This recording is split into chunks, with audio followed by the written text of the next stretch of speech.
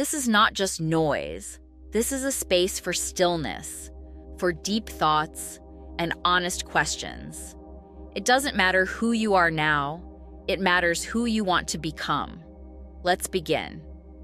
Hi. Today, I want to talk to the part of you that still believes love is more than just a routine, more than just checking boxes.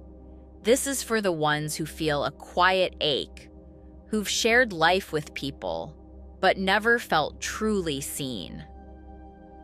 Let's talk about soul connection.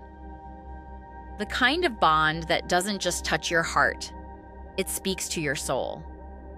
Have you ever wondered how many people go through life without ever truly being seen? We live in a world where changing partners has become normal. Fall in love, break up, try again. New face, new smile, new dinner dates. And still, the same emptiness returns. Because some people don't even believe in spiritual connection. They think it's just a fairy tale, something from books or movies. Not something real, not something you build your life on. And so they settle. They get used to sharing their days with someone who doesn't really understand them, who doesn't really see them. You sit at the same table, but your minds are in different worlds. You speak, but you're not truly heard. You laugh, but it doesn't touch your soul. And you start to think, maybe this is just life.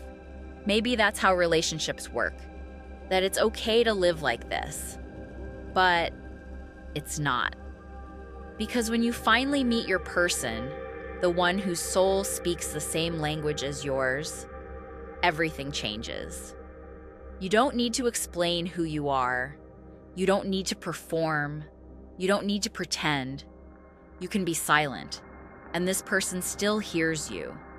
You feel it in your heart, a soft pull, a calm knowing. It's not about falling for a smile. It's not appearance. It's not logic. It's soul melding.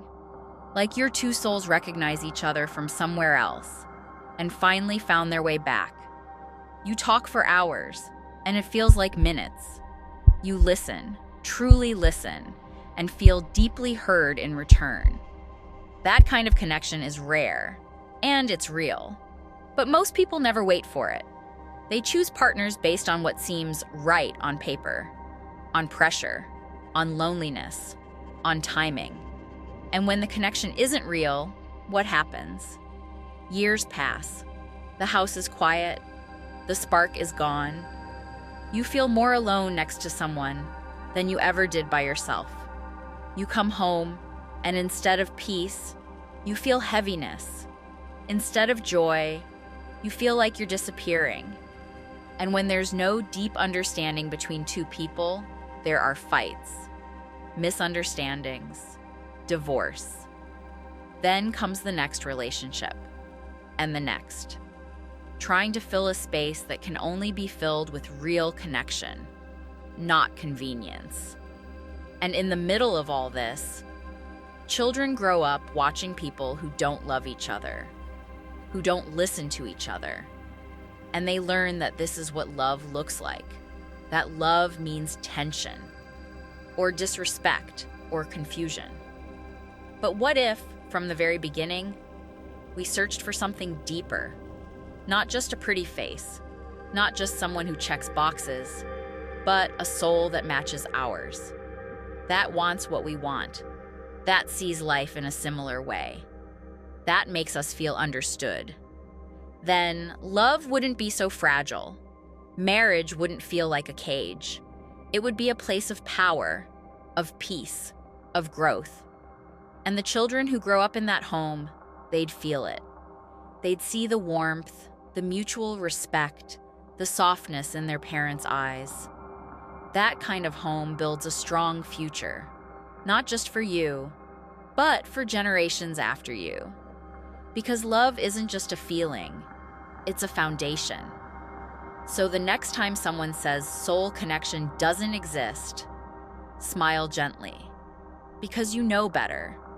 You know what it feels like when someone finally understands your silence, and your soul whispers, "There you are." In a loud world, think quietly. In a fast world, grow slowly. Your silence is powerful. Your thoughts are gold.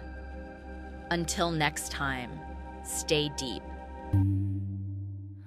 Don't